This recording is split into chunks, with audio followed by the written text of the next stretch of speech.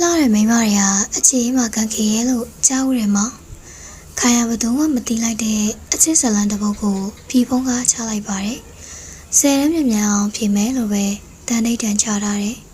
တငယ်ချင်းတွေကတဆင့်လူကြီးတွေကတဆင့်ခိုင်ချစ်ကိုကမ်းလှမ်းလာသူတွေကိုလည်းတွေ့နေကြုံနေရတယ်မောင်ခိုင်ရတော့ကြောခိုင်းထားပါတယ်အချစ်ဆိုတော့လည်းလန့်သွားပြီခိုင်တို့နှစ်ယောက်တစ်ပတ်မှာကြောက်ပိတ်ရနှစ်ရက်ပဲအပြေးလေးချင်းကြတယ်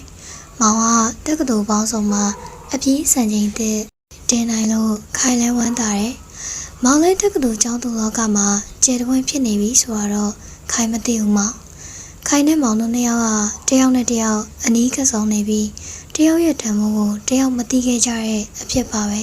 ။ကိုအတွက်အချစ်နာကြနေတဲ့ခိုင်ကိုမောင်ကနှိမ့်သိမ့်မှုတွေပေးခဲ့ပါတယ်။ခိုင်ကတော့မောင်ကိုပို့ပြီးခင်တွယ်လာတယ်။ခိုင်ကအချစ်ကိုလည်းလိုလားတောင်းတတတ်လာပြီလေမောင်ကခိုင်ကိုတနေ့နဲ့ချေးဆိုမှာပဲလို့မျှော်လင့်ခဲ့တယ်အဲ့ဒီတနေ့ဟာဘယ်နေ့လဲမနက်ခင်းနှင်းတွေတိတ်ကျနေတဲ့တနေ့ခိုင်နဲ့မောင်ပြေးကြရင်ခိုင်ရုတ်တရက်ခြေခောက်ပြီးလဲကျသွားတယ်မောင်ကရှေ့ရပြင်းနေတော့ခိုင်လဲသွားတာမမြင်ဘူးအေးကလည်းအေးခြေထောက်ကလည်းနာလုံးလုံးနေရာမှာလည်းပဲထိုင်ချပြီးမျက်ရည်ဝဲမိတယ်မောင်ကိုဆိုတာလေပြေးတန်းပေါ်ကပါပျောက်ကွယ်သွားခဲ့ပြီလေကိုတို့စိတ်ဆက်ပြီးမကြခင်ပဲလက်ထပ်လိုက်ကြတယ်ခိုင်တယောက်တည်းအန်ကိုကြည့်ရင်မျက်ရည်ကျနေပြီတော့မောင်တစ်ပတ်ပြန်ရောက်လာတယ်မိခိုင်ပါမလားအောင်းမိတာဘာဖြစ်နေရလဲဒီမှာဖြစ်နာလို့သိတော့မယ်မောင်ကတစ်ချက်ကလေးတော့လဲမကြည့်ဘူးကိုဆိုခိုင်ကမြဲဆောက်နေမောင်ကထိုင်ချပြီးခိုင်ကိုဖေးမကူမယ်လို့တဲ့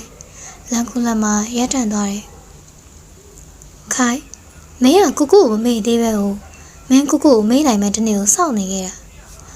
မောင်ကခိုင်လက်နဲ့ဖိနေနေရဲ့ခိုင်ချနောက်ကိုခိုင်လက်တွေဖယ်ပြီးကြည့်ရဲ့ခိုင်မောင်ကနာတော့တယ်ခိုင်ကကိုအကြောင်းပြောမိရအောင်ကိုမေ့ရနေကြရင်မောင်ကဘာလို့မှမို့လဲခိုင်ကမောင်လက်မောင်တွေ့ပြီးထရရင်ပြန်မိတယ်ခိုင်ရဲ့မောင်အပေါင်းသေးတွေကကောက်ရိုးပုံဆောင်နေခွေးလို့တော့လှောင်နေကြပြီမောင်စီနာကိုခိုင်တိဖို့ကောင်းတယ်မောင်ကခိုင်ကိုအိမ်ထိတွဲခေါ်လာတယ်အိမ်ရောက်တော့မမေတို့လည်းပြန်ရခတ်သွားကြတယ်ခြေထောက်ကတော်တော်နာတယ်မောင်ရဲ့ခိုင်နေရလောက်ကြောင်းမတက်နိုင်ဘူးဖေဖေလည်းခီးထွက်သွားလို့အိမ်မှာမရှိဘူးခိုင်ကိုကြီးနှစ်ယောက်ကအိမ်အောင်ကျသွားပြီလေအကိုကျော်ကစစ်တပ်ကတူတတ်တယ်မမကြီးနဲ့မေပဲအိမ်မှာရှိရဲ့မောင်ကတစ်ချိန်လုံးခိုင်နားမှာလာနေပြီတညနေခိုင်တို့နှစ်ယောက်တည်းအိမ်မှာရှိတော့ခိုင်ကဂရင်ပေါ်မှာချက်တော့ဆင်းရုပ်ရှင်စာအုပ်ဖတ်နေတယ်မောင်ကဂရင်ဘေးကကလထိုင်မှာထိုင်လို့ခိုင်ချောင်းပြတ်တဲ့စာတွေကိုကူးပေးနေရတယ်မောင်ကခိုင်ကိုဘာဖြစ်လို့ဒီလောက်အလိုလိုက်ရလဲ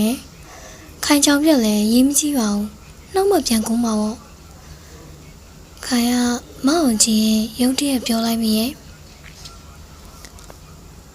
မင်းနေရသေးလားခိုင်ကိုချစ်လို့ပေါ့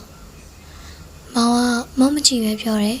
ပြောမယ်ပြောတော့လဲရုတ်တရက်ကြီးမောင်ရဲ့ခိုင်မမျောလဲအောင်ပြီးတော့မောင်ကစားဆက်ကူးနေရဲ့ခိုင်ကမောင်လက်ထဲကစောင်းနဲ့ဖောင်တိန်ကိုဆွဲဖယ်လိုက်ရတယ်ဘာပြောလဲမောင်ပြန်ပြောစမ်းမအောင်ပြောပြီပဲခိုင်ပြီးပါစောင်းတယ်မနစ်ကစားနဲ့ဒီနေ့စားတူတာမဟုတ်ဘူးမိရဲ့မောင်ကစားအုပ်တွေကိုပြန်ဆွဲတယ်ခိုင်မပေးဘူးမောင်မျက်နှာကိုလိုက်ကြည့်တယ်မောင်ကမျက်လုံးတွေကိုလွှဲထားတယ်မောင်ကခိုင်ကိုစနေရလားဘယ်တော့အကဲမဆန်းနဲ့နော်အသေးချမ်းတော့မယ်တိလားခိုင်တို့ကြောင့်မှဘယ်တည်းအမတ်တဖြစ်နေပြီလေမောင်ကဘာမှပြန်မပြောပဲစားအောင်ပဲဆက်ကူးနေတယ်ကြည်စမ်းစာရီကိုမမောင်ကူးပေးနေရတယ်။သူခြေထောက်နာတာလက်ကကူးနိုင်တာပဲကွယ်။မမောင်ဒီကောင်မလေးကိုလိုမလိုက်နဲ့မမောင်ကိုဆိုတိတ်နိုင်တယ်။မမေရောက်လာလို့စကားလေးပြတ်သွားရတယ်။ရပါတယ်အန်ဒီကျွန်တော်ကသူ့နိုင်ဖို့လူဖြစ်လာတာ။စာရီကူးပြီးတော့မောင်ပြန်သွားတယ်။စာအုပ်ကြားမှာစာရွက်လေးတစ်ရွက်ညှက်သွားပြီးဘယ်တန်းကိုအကဲမဆန်းဝင်မအောင်အသေးကျွမ်းမှာတော့ကြောက်ပါရဲ့ဗျာတဲ့။ဘလို့နားရရမှန်းလည်းမသိပါဘူးမောင်ရဲ့ ခိုင်နဲ့မောက်ကြမှာအမြဲတမ်းပဲတတိုင်းတစ်ခုချားနေတတ်တယ်လို့ပြောခဲ့တယ်မဟုတ်လားပြီးတော့ခိုင်ဘွားမတင်မတ်ပဲအပြောင်းအလဲတွေဖြစ်လာတတ်တယ်လေခိုင်နဲ့မောင်ကချစ်သူတွေဖြစ်ခဲ့ကြသလားခိုင်လည်းရေရမပြောတတ်ဘူးမောင်ဘယ်လိုနားလဲရမှန်းလည်းမသိဘူးမောင်ကဖေဖေကိုကြောက်လို့ခိုင်ကိုရဲဝံ့မချစ်ဝင်တာလားဒါမှမဟုတ်မောင်တော်တွေကြောင့်များလားလို့ခိုင်တွေးရတယ်မောင်တော်တွေကခိုင်ကိုမလုံလားကြတာခိုင်အသိဆုံးပဲလေဒီအချိန်မှာဥအောင်ငင်းကခိုင်ဘွားတွေကိုမထင်မှတ်ပဲဝင်ရောက်ခဲ့ပြန်တယ်ဥအောင်ငင်းကလူကြီးတယောက်ပါ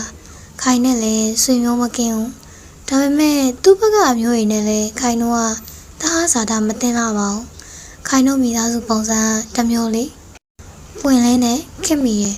ဖေဖေဆိုသားသမီးကိုအုပ်ထိန်ရမှာခက်ရှိရပြေးနေတာပဲဥအောင်ငင်းကတော့ခိုင်နဲ့ဖေဖေကိုနားလေတယ်ခိုင်အောင်လည်းချစ်တယ်ပြီးတော့ဥအောင်ငင်းကလူပြိုကြီးဌာနတစ်ခုရဲ့အရာရှိတယောက်ပါအဲ့ဒီနှစ်မှာဥအောင်ငင်းကမြကြီးနားကနေရန်ကုန်ပြောင်းလာရတယ်အိမ်မရခင်ခိုင်တို့အိမ်မှာနေရလေခိုင်တို့ညီမကဥအောင်ငင်းရဲ့ဝေယဝဆကိုလုပ်ပေးရတယ်ဥအောင်ငင်းကတီတီငိမ့်ငိမ့်နေတတ်တဲ့လူကြီးတယောက်ပဲ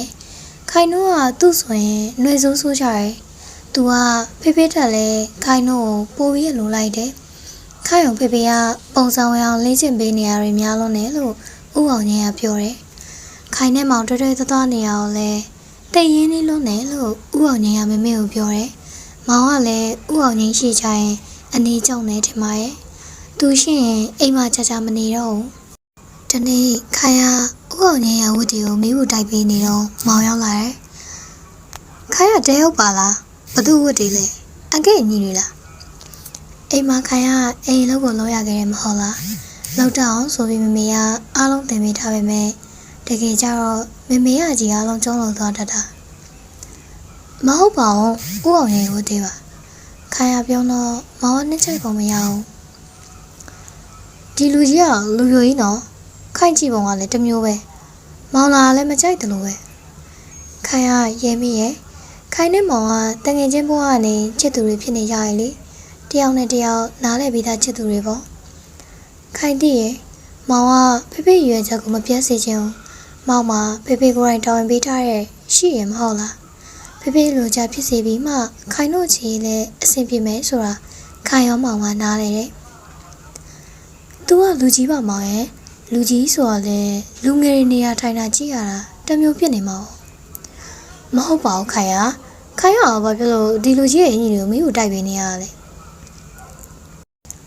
မောင်ကလေ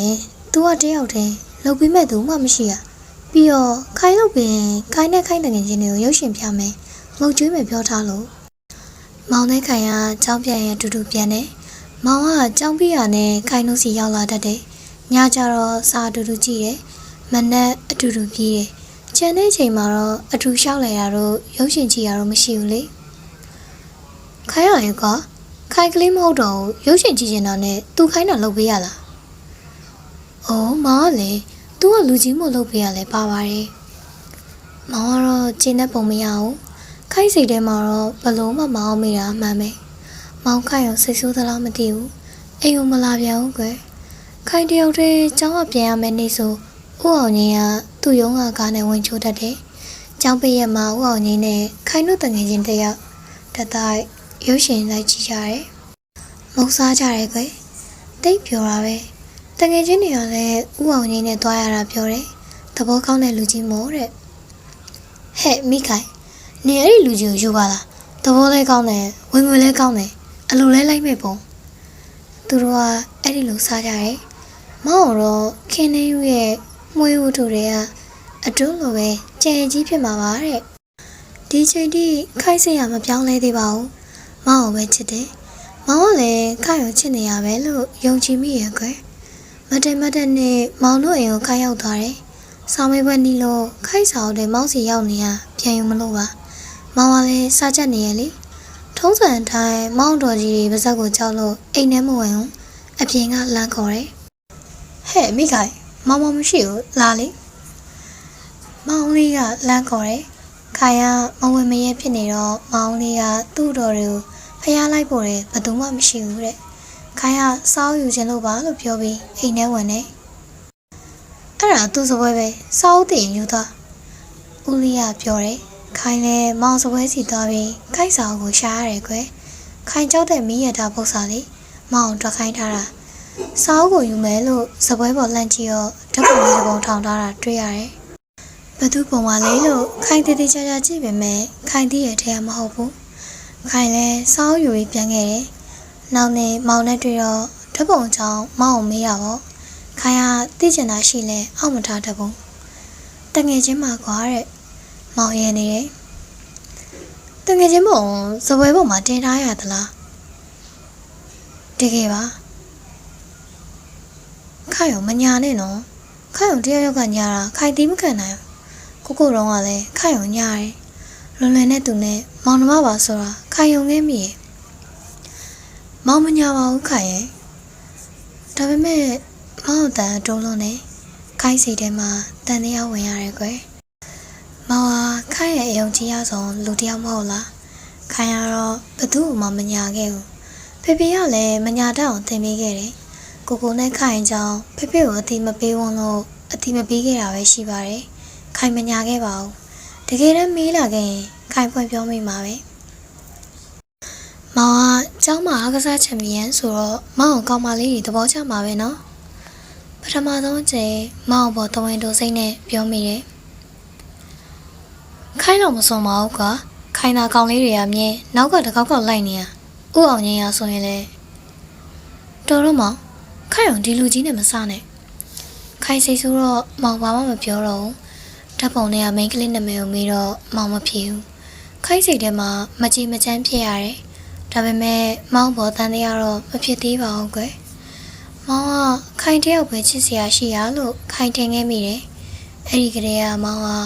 တွေ့ဝေတဲ့သူတယောက်ပါလားဆိုတာခိုင်မသိခဲ့သေးဘူး